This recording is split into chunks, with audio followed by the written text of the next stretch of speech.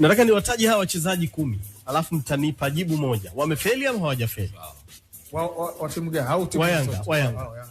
Dumbia, Ekwa, Boyeli, Conte, Chikola, Chama, Buba, Gwede, Kouma, Ikangalombo, Jemedari. Wamefeli Yanga ama hawajafeli? Kwa sababu wote hawapo mpaka hivi sasa. Wengine wapo. Kouma yupo. Buba yupo. Buba yupo. Na Kouma yupo. Lakini mwelekeo wake sio mzuri. Kouma yupo. Kwa minajili ya kwamba wameondoshwa kwenye klabu, manake klabu haikupata walichokitegemea kutoka kwa wao, kwa maoni yao. Waliwaleta tupate kitu fulani, lakini wengine wamekaa nafikiri dirisha kubwa mpaka dogo tu wakaondoka. Wengine walao wamekaa kubwa mpaka kubwa. Manake katika akili ya kawaida, kwa namna sajili zilivyokuwa, hao ni watu ambao kwa mujibu wa klabu hawakufanikiwa. Na kwa wewe katika hao 9, sasa tuache kwa mujibu wa klabu. Wewe kwa namna ambavyo uliwatazama, kwa sababu pia walikuwa watumiki kwa muda mrefu na nafasi walizokuwa wamezipata hawaku click, walikuwa bado hawaja click. Kwangu naweza kusema baadhi walihitaji muda. Sio, lakini kwa sababu muda haukuwepo leo, kwa sababu na hawapo, wamefeli. Kouma apewe muda. Yupo kwenye timu. Yupo. Si ndio? Ndio. Anacheza? Hachezi. Mara chache. Anacheza mara chache. Na katika maeneo mengine ambayo mimi pia namuona mwalimu wa Yanga wakati mwingine anajitafutia matatizo mwenyewe, ni sehemu kama hiyo. Kwa sababu nafikiri ana squad ya watu 15 ndio anaoperate nao. Sawa. Lakini ukiangalia tofauti ya wale wanaocheza na wasiocheza kabisa, wakati mwingine ni ndogo. Ni kweli. Sawa, kuna grupu la watu hawatumii kabisa. Kina Shuaboy yao, Faridi Musa. Hawatumii kabisa. Sawa, lakini kuna mazingira mechi zinavyoziangalia hivi, halafu kiangalia hao wachezaji profile zao, nasema hapana bwana, hapa fulani angecheza. Na angeweza kukupa kitu cha tofauti. You can't tell me anafanya kikosi kuwa finyu. You can't tell me eti Shuaboy hawezi kabisa, yani kwamba hawezi kupiga pale akadananda kama wanavyocheza hawa akina Damaro. Sio kweli. Kucheza hata na Cosmopolitan. Sio kweli kwamba Shuaboy hawezi vile, au Faridi hawezi vile, au Kibwana. Mimi siwezi kuamini hiyo kitu. Mimi namuelewa Jemedari. Ila sema mambo naweza nikahoji. Ndio. Ni kwamba Pedro sio peke yake ambaye hajawatumia wachezaji. Kuna makocha baadhi wamepita na hajawatumia wachezaji. Tusifikirie pia iko shida gani kwa upande wa kocha. Iko hivi. Kwa hiyo huyu amepita. Wewe nikusaidia kitu, walikuwa wanapata dakika. No. Magunga. Mimi namuelewa Magunga. Mimi namuelewa vizuri. Ndio. Na katika akili ya kawaida ungetegemea swali la namna hiyo. Sawa. Lakini kwenye timu zetu hizi, unajua ngumu ukiwa unacheza alafu ukaacha. The only way ya kukuacha kirahisi ni kuwa ucheze kabisa. Sawa. Watu wanatafutia mlango wa kutokea, sio? Mpe mbwa jina baya. Ukisha kumuua mbwa unafanyaje? Unampa jina baya. Sasa kama anaudananda na wewe unahisi kwamba anataka kuondoka, yani kwa unavomuona huko umri wake, bwana Messi hayuko kwenye plani yangu. Na hii plans za hizi timu hazifanywi na technical staff. Tusidanganyane. Ni kweli. We are not all that much professionals. Uongo. Plans zinafanywa na administrators. Na mimi pia unasikia Jemedari, tuna phase out huyu we are looking for watu wengine. Hapa we all know the story ya Faridi kutoka kwenda Singida United na akazuiwa. Halafu achezi. Kwa hiyo vitu vingine usifike huko mbali. Kuna kitu kingine mkai, sijui kama wewe umeangalia hivi. Sawa. Msemaji wa klabu anapokaa kwenye media na anazungumza, anasema kwamba manake katika hao wachezaji ambao inasemekana kwamba hajawasajili engineer na hawafanyi vizuri mpaka anaombwa arudi kwa sababu yeye ndo anajua kusajili kuliko kila mtu, baadhi wapo kwenye timu.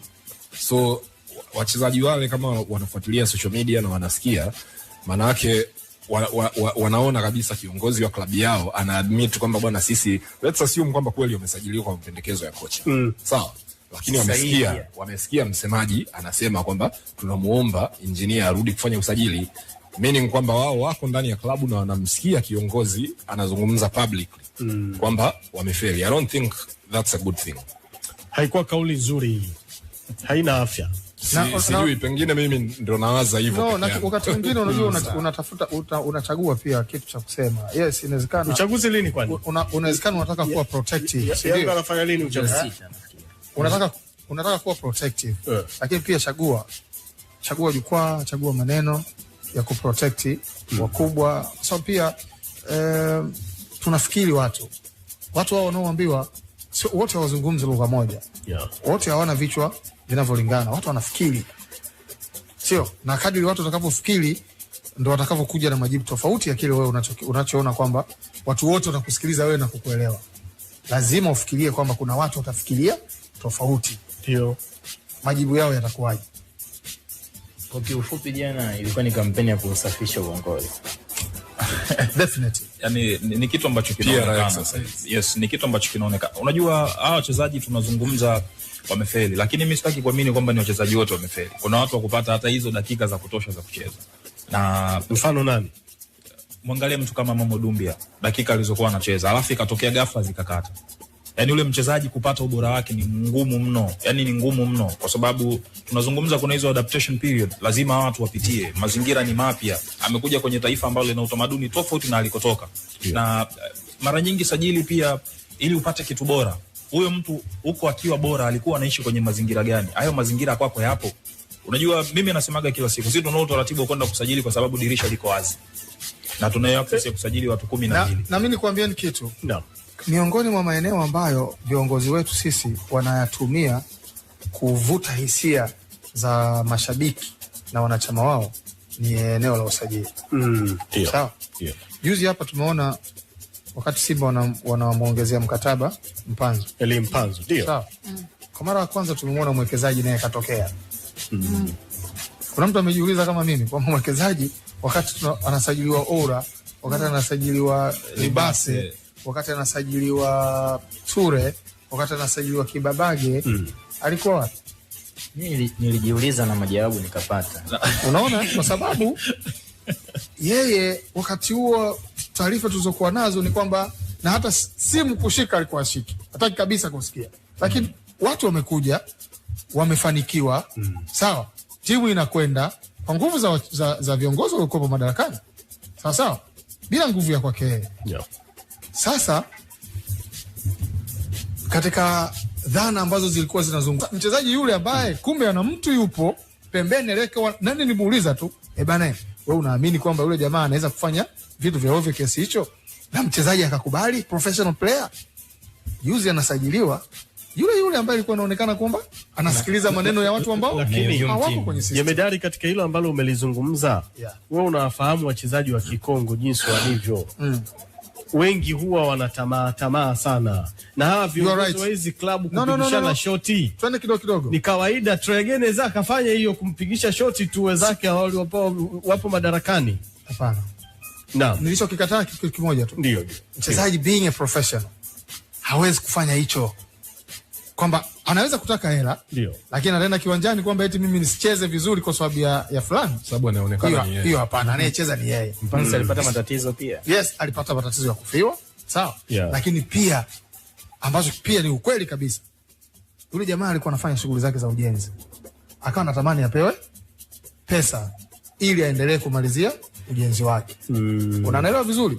Sasa wakati wamfanya hayo mazungumzo, huo naye mtaji akawaambia walioko madarakani, bana iko hivi. Watu tutafanya wakaacha. Upande mwingine watu swala la upande mwingine mpaka tunaambiwa sio na mapenzi na nini, wale walimaliza naye. Yani hilo swala la ujenzi wao walilimaliza. Au? Yani shughuli tunasema zile pre contracts. Mambo watu walishamaliza. Mkataba ya awali. Unaelewa? Na Mpanzu mkataba wake ulikuwa unaisha mwezi wa 8 hapa tu. Na ambayo huwezi kureveal kwa sababu huyu ni mchezaji wa mtu. Kwa sasa kinachofanyika ni kwamba leo unamlipa hela na unamlipa hela kwenda kurudisha kule. Kule mzigo sikachukua. Lakini sasa hapo ni pongezi kwa tajiri kwa sababu amehakikisha kwamba mchezaji wao bora amebaki. Nasemaje? No. Where was he? Wakati timu ina struggle na watu wanatafuta wachezaji wazuri mpaka wamewapata. Sasa hivi kwa mtu ambaye alikuwa kwenye shutuma ndio tunasema kwamba sasa na mimi nipo. No. Utakiwa uwepo tangu mwanzo. Na ukiangalia sifa nyingi. Na yule aliyekuwa anapelekewa moto sasa hivi. Na sifa pale zimekwenda directly kwamba asante sana tajiri. Come on man. Yani huko nyuma tusiambiane mambo ya uongo bana. Huko nyuma sasa kuna ubaya gani Jemedari kupongeza? Bana. Upo ubaya. Alipaswa kuwepo wakati timu ina struggle na wanatafutwa kina Oura. Kuja kuisaidia timu. Sio leo tunachukua mtu aliyoko ndani. It's no story. Lakini Magori alizungumza kwamba hii fedhi ya pili hii yeye tajiri ata clear madeni yote, atasajili, ata clear na Simba inadaiwa. Wewe unakaa wapi?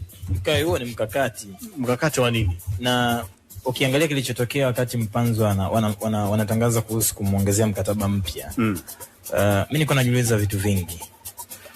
Aliyomuongeza mkataba mpya ni tajiri ama aliyomuongeza mkataba mpya ni club? Inapaswa kuwa club. Kwani Moni nani ndani ya Simba? Sasa si swali dogo tu. Rais wa heshima. Unasikia Magunga? Wiki Moni rais wa heshima Magunga kidogo wiki kama moja nyuma waliongeza mkataba Rushain pamoja na Kagoma. Mbona tuna tajiri na hata yani hakuepo hapa? Kwani alikuwepo mjini? Anakuja na kuondoka. Ndio wakati wa Mpanzu yupo na lazima wakati mwingine tajiri aingilie kati. Ana statement aliyoandika Simba haikuwa. Mimi kwangu sitetei. Sioni kama ni tatizo yeye. Statement mimi kwangu haikuwa sawa. Wewe ndio unasema tatizo Jemedari. Hiyo ni tatizo kwa sababu leo kila kitu kimestable. Unajua wewe huwezi una mkai. Naam. Sisi ndugu zako kabisa. Ndio wakati ambao unataka sisi wewe tukusaidie kwa sababu na maradhi. Ukishapona unaendelea kawaida tu. Sisi ndio tunakuja na msaada. Na kwa haya yaliyotokea hapa Jemedari ni kama Mo Dewji alikuwa anatuma ujumbe kwa mashabiki kwamba mimi nipo. Kwani aliwahi kusema kwamba yeye bado si mambo alikuwa yanatokea na bado kuna kitu kingine kitaendelea hapa. Ndio. There is a story wataka kuchukua nini inaitwa ile pale Kines nataka kujengwa pana story ya mwalimu kumuongezea mkataba. Hizo ndo activities ambazo bwana mkubwa sasa atakuja nazo aonekane na yeye yupo. Kwa sababu timu ishaanza kwenda yenyewe. Naona kama mnambagaza tu. Atambagazi mtu. Mimi sioni kama ni tatizo. Atumbagaza. Kwa sababu ni sehemu ya klabu ya Simba.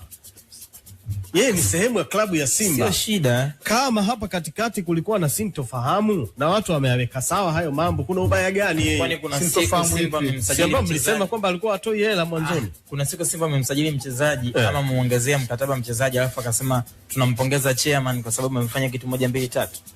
Mbona hizo pongezi zinatoka sana hizo? Kwenye statement yani kwenye page za club wanaandika kabisa tunampongeza chairman kwa kufanya kitu 1 2 3. Wakati watu wanaingia mkataba yeye amehoji transformation imeisha lini. Sasa transformation news wakati tunamsajili Mpanzu transformation vipi? Haishi. Imekamilika tayari. Kwani sioji ndani. Transformation news kwa kumsajili Mpanzu vipi tumekamilisha? Na unajua mkai? Naam. Hivi vipi? Maana tukiingia mkataba tunaulizwa transformation. Tukisajili mchezaji vipi? Transformation inakuwa iko wapi? Na hata kama katiba mpya ikianza kutumika, yeye anajua nini ambacho kinafuata. Kwa lazima yake wewe ukitaka kujua kwamba hivi vitu huwa vinatokea, mtafute mtu mmoja anaitwa Dr. Jonas Tiboroa. Ndio. Muulize mzee Tiboroa wakati wako wewe uko pale kwa wananchi na hayati Yusuf Manji. Mahbub. Wakati ule umejaribu yeye kashazima simu huko. Wewe umepambana mechi za kirafiki. Uchaguzi wa Simba lini? Mwakani. Mwezi wa kwanza. Mwakani mwezi wa kwanza. Yanga. Maana hapa ilikuwa 2022 tarehe 10 mwezi wa 7 injinia ndio aliingia madarakani. Miaka 4. Mwezi ngapi? Kwa mwezi wa 6. Miaka 4 wewe piga tu hesabu miaka 4. Mwaka huu uchaguzi maana yake. Mambo yanaandaliwa mapema kwa makini. Miaka 4 lini? Kai 2022 tarehe ngapi? Tarehe 10 mwezi wa 7. Basi mwezi wa 7 uchaguzi kaka. Alafu kwenye au unasemaje? Amefanya mengi mazuri. Kwenye mimi ninamdai uwanja tu. Alituahidi na nilimuuliza kwamba huu mfupa huu ambao watangulizi wako wali. Mbona kama tunaanza kampeni? Kwani nakwambia anagombea?